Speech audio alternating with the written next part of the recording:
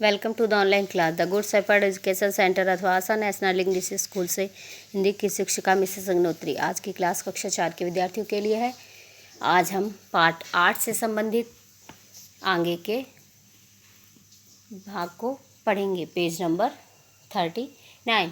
पिछले वीडियो में आपने सर्वनाम की परिभाषा और सर्वनाम का प्रयोग कब और कैसे करते हैं उसके बारे में जाना, और आज हम सर्वनाम के भेदों के बारे में विस्तार पूर्वक पढ़ेंगे। सर्वनाम के 6 भेद होते हैं: पुरुषवाचक, निश्चयवाचक, अनिश्चयवाचक, प्रश्नवाचक, संबंधवाचक और निजवाचक। पुरुषवाचक सर्वनाम क्या हैं?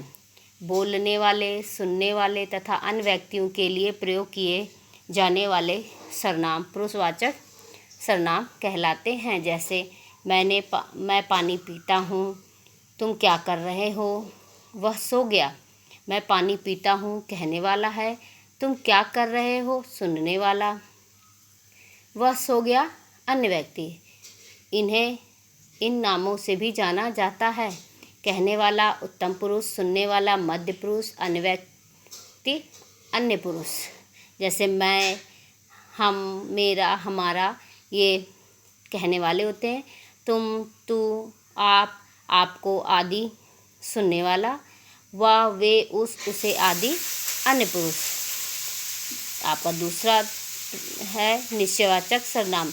किसी निश्चित व्यक्ति या वस्तु का बोध कराने वाले सर्वनाम निश्चयवाचक सर्वनाम कहलाते हैं। जैसे ये, वे, यह, वह आदि।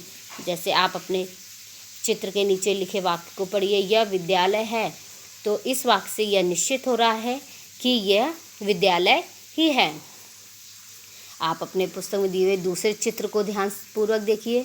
उसमें नीचे वाक्य लिखा है वह अस्पताल है, तो आपको अस्पताल का एरो दिख रहा है, जिससे यह निश्चित हो रहा है कि यह अस्पताल ही है। अब आप सर्वनाम के तीसरे भाग को देखिए। सर्वनाम का तीसरा भाग है अनिश्चयवाचक सर्वनाम। किसी अनिश्चित व्यक्ति या वस्तु का बोध कराने वाले सर्वनाम अनिश्चयवाचक सर्वनाम कहलाते हैं। यहाँ अब आप नीचे के चित्र में लिखे नीचे वाक्य को देखिए। कोई दरवाजे पर है। इस वाक्य से आपको यह निश्चित नहीं हो रहा है कि दरवाजे पर कौन है, यानी कि ये अनिश्चयवाचक वाक्य है। आपका दूसरे चित्र में भी नीचे वाक्य है, शरबत में कुछ गिर गया।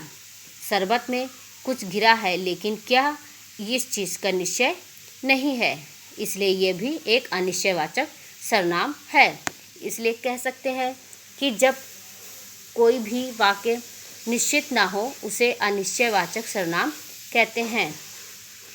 दरवाजे पर कौन है और शरबत में क्या गिरा, अतः यहाँ अनिश्चयवाचक सर्वनाम का प्रयोग स्पष्ट है।